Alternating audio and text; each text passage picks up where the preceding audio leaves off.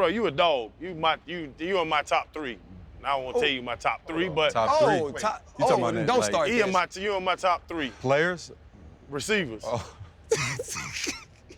Nah, you want to go players now. You in my top 10. Oh, damn, okay. This is what he do now. Yeah, no, I talk shit. That's that's you fine, got a locker man. room That's here. fine. But bro, just hearing you, like when I was hearing you talk about that, is so interesting.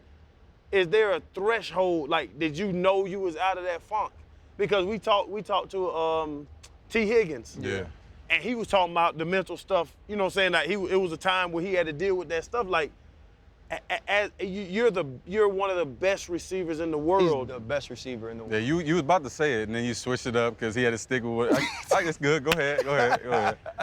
You're one of the best receivers in the world. But, like, do you know when it clicks? Like, do you wake up one morning? Like, just hearing you talk about it, thing, like, when does that is that not on your mind no more? I mean, going into that first game in 2016, I had a moment, and everybody was laughing because I had a touchdown right before the half. So we went in and doubled up. So we scored right before, a couple seconds before the half. And I had a lame-ass celebration because it was just pure passion. Like, you know what I'm saying? I had one touchdown all year, the year before that. So I bounced back and I catch one on the right side where I had to, like, dive. It was an and one and everything. And I slammed the ball, had the most just lame spike. And I'm pointing at the back of my jersey trying to remind people, you know what I'm saying? Like, I'm really him. Like, you know what I'm saying? I had a little off time, but I'm back. Yeah. But that was just the passion. I think that was the moment when I made that play. It was a difficult play. I hurt my knee in the playoff game against the Redskins. That was the last game that I was able to play in 2015. So I couldn't really use that game where everything was kind of doing this and then I get hurt. So that was kind of my moment where I was like, all right, I'm back. And then, you know, I ran off and had 12 tugs that year, and then it was, you know what I'm saying, I knew what the deal was. That's crazy. You was a redshirt freshman in college, 2011, drafted 2014, right? Yep. The 9th receiver selected. Ninth one. I Ninth can tell one. you, everyone above I me. was gonna say top 3, but I was gonna go on record and say you are number 1 in my book. I don't know what Chan talking about. None of us do.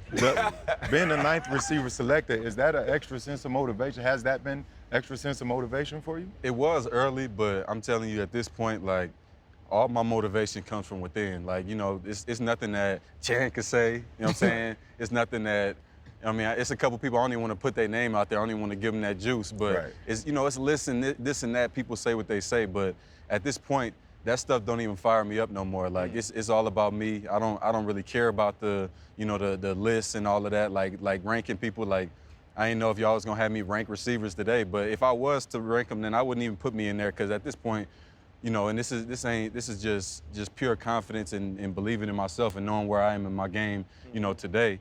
Like, to me, it's not even a question of whether or not I gotta, like, say if I'm the best receiver in the league. Like, I just let the tape speak. I go out there and I'm more consistent than anybody.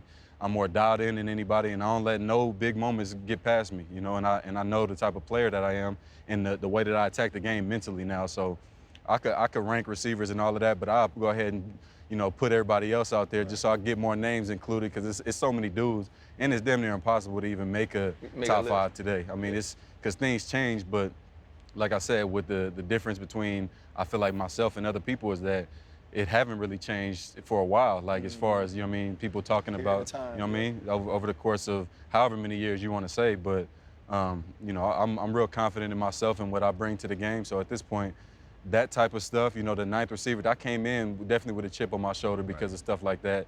You know, I did what I did numbers-wise, and I felt like I showed, you know, the world that, you know, I was the best or one of the best, you know, receivers coming out.